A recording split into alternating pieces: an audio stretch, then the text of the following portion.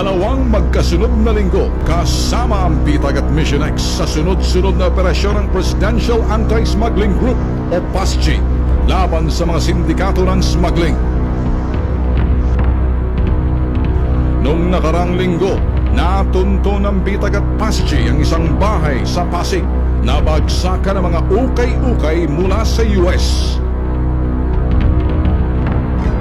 Nitong Miyerkules, hulog sa Bitag at Mission X ang isang malaking warehouse sa Navotas, Metro Manila na naglalaman ng mga smuggled na harina, fertilizer at sibuyas na galing China. Nadiskubre ito ng Mission X at Bitag mula mismo sa isang empleyado ng nasabing warehouse na siyang nag-tip sa amin. Itong inireklamo mo o itong sinusumbong mo sa amin na warehouse, saan matatagpuan itong warehouse? Sa Navotas, sir. Navotas. Sino may-ari ito? Pagkakalam mo na may-ari ng warehouse? Yung warehouse, sir, si Eric Pabilona. Bakit mo nasabi illegal yung laman ng warehouse? Kasi parating siya, sir, na harina at saka fertilizer. Saan galing yung harina at fertilizer? China, sir. China. Gaano karami itong fertilizer at saka harina? Yung container, sir, dumating dyan sa warehouse. Marami, sir, nasa 30 yung harina. Ilang container? 30. 30 yung fertilizer. Sa 40. 40. Paano malaman na illegal yung harina? Paano malaman na wala mga permit? Kaya, sir, kasi yung narinig sa sama ko, sir, wala, illegal na yan. Lumalabas na itong warehouse na pinagtatrabahuan ng asset natin ay punong-puno ng mga illegal na kargamento na ay pinagbabawal. Ito yung mga imported na mga harina, fertilizer na galing ng China na bawal.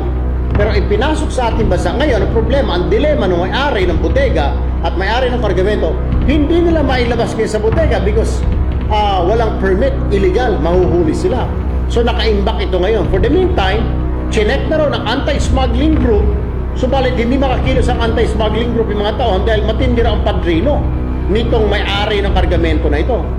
Eh sa Bitag at Mission X, wala kaming pakialam kay sino padrino mo, kay sinong Poncio Pilato, isisiguraduhin namin papasukin yan. Dahil pag sinabi ng Bitag at Mission X na illegal, tutuldukan namin ang katarantaduhan na yan, tatapusin namin yung katarantaduhan.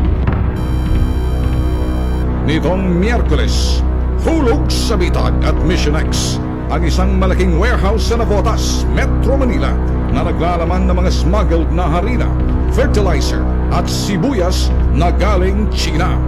Nadiskubre ito ng Mission X at Bitag mula mismo sa isang empleyado ng nasabing warehouse na siyang nag-tip sa amin.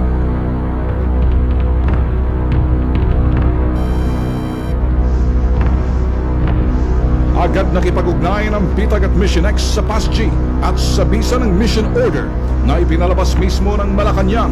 Agad isinagawa ng PASG, Mission X at Bitag ang paglusob sa warehouse na naglalaman ng smuggled na harina, fertilizer at sibuyas galing China. So talagang binubuo ni Secretary Bonfian ang isang team niya na sasalakay ng bodega mamaya itong mga arena. So composed of personnel, Army at saka PSG para mapasok ng lugar kasi ang balita malakas daw ito at may connection sa mataas na lugar. So sabi nga ni Yusek Villar, wala siyang pakialam kay sino ito, huli dahil illegal, mali, kaya kailangan pasukin na ng Bitag at Mission X at ng mga passenger. I will be serving mission order number 046208. Proceeds to Lot 15 Phase 2 Area 5 Industrial Park at Nagatanata, Navotas City. The standard rules of engagement for the PNP shall be implemented. Patungo ngayon ang Bitag sa isang lugar dyan sa may parte ng R10, lugar na kung saan magmi-meeting ang grupo ng Mission X, Bitag at PASG. Dito sa gagawing operasyon, may mission order na galing Malacanang. Diretso ngayon sa aming target site, merong mga mahigit 20 na 20-footer container van na naglalaman ng mga harina at mga fertilizers na umano'y galing China. So ngayon gabi mag-i-strike sa pamamagitan ng pagsiserve at magagawa na ng PASG yung kalang trabaho. Kami naman, gagawin namin yung aming trabaho sa pamamagitan ng pagdodokumento.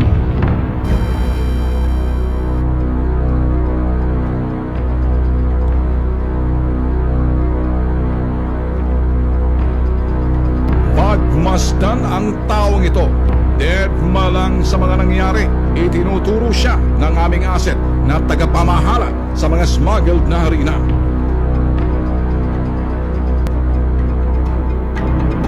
Ito, patong-patong nga yung dami nitong harina.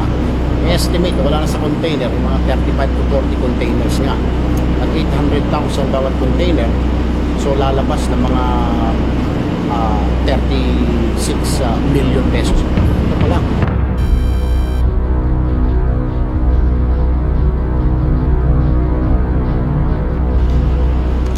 Fertilizer. Fertilizer. Bigas. Fertilizer. Ito naman ay mga fertilizer. So, kumpleto ito. May harina, may fertilizer, may sibuyas. Lahat ng mga naka-imbak dito ay illegal. Dahil hindi pinagbabawal ng Department of Agriculture ang pag-i-import ng harina, mga fertilizers. Sure, walang permit ito.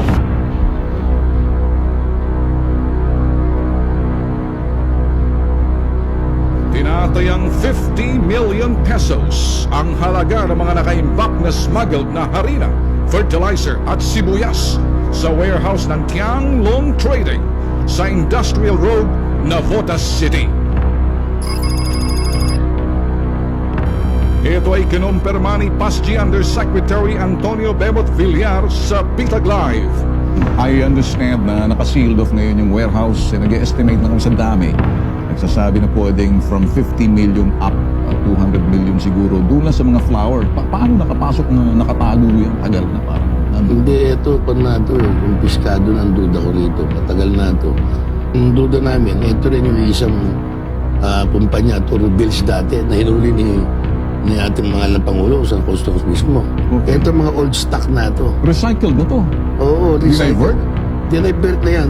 Sir, paano nangyayari ito na nahuli nyo na and then eto naman bumabalik? Sino ba ang pader na sinasandalan ng tito? Talagang isda talaga dahil ang gusto pa nilang palabasin nyo, gusto pang i-auction yung naisoli na namin, na nahuli namin na hindi na pwedeng makain ng tao. Sino sila? Eh yung mga nasa baba nitong sa customs, Sinagot rin ni Yusek Villar ang kaliwat kanang paratang sa kanya at sa PASG. nanguhuli kami, turnover namin sa customs, may record kami. Paano manghihingi yung mga tao ko? Eh samantalang ang mga smuggler ang nagpapadres eh. And text messages na yan, galing din sa smuggler yan. Okay. Kasi nakalagay, mag-iingat kayo. Yung mga warehouse, ready ng PASG. Huli arm yan, pinapanguluan ng bilyar. Anong ibig sabihin ng offer? Ay yung Aba, nag-aalok na sila. bribe? Oo. Bribe? Oo. Para ganon, isara lang namin ang mata namin. Parang wala kami, hindi naman pwede Eh, yun. paano nangyari? Hinuli nyo pagkatapos Oo sasara nga, ang mata nyo? Malabo. wala pa kami hinuli na hindi namin tinurnover. Hanggang may record kami. Pangalawa, kung meron man kayong yung mga nagte-text messages yan na mga grupo ng naiupak na mga duwag na yan, eh yung mga yan, walang magawa yan kasi natatamaan sila, nasasaktan sila. Yung mga yung grupo ng smuggler din yan. Demolition, tingin mo? Oo, ang laki-laki kayo mga smuggler, mga nagte-text. Ang laki-laki na kinikita nyo sa smuggling. Eh bakit napaka-barya naman ang pag-demolish nyo sa amin? Text messages, napakamura, di ba? Kung mag-isip kayo mas magandang paraan, na para gano'n na naman papaniwalaan naman kayo. Dito, isang babala ang kanyang iniwan para sa sindikatong nasa likod ng smuggling. At yung mga nagte-text, kung may turo kayo sa PASG o ako na tumanggap sa inyo, eh anytime pwede akong magpakulong, pwede akong mag-resign. Resign ako anytime. Kung meron makapagtuturo sa inyo, umarap lang na ako tumanggap sa inyo.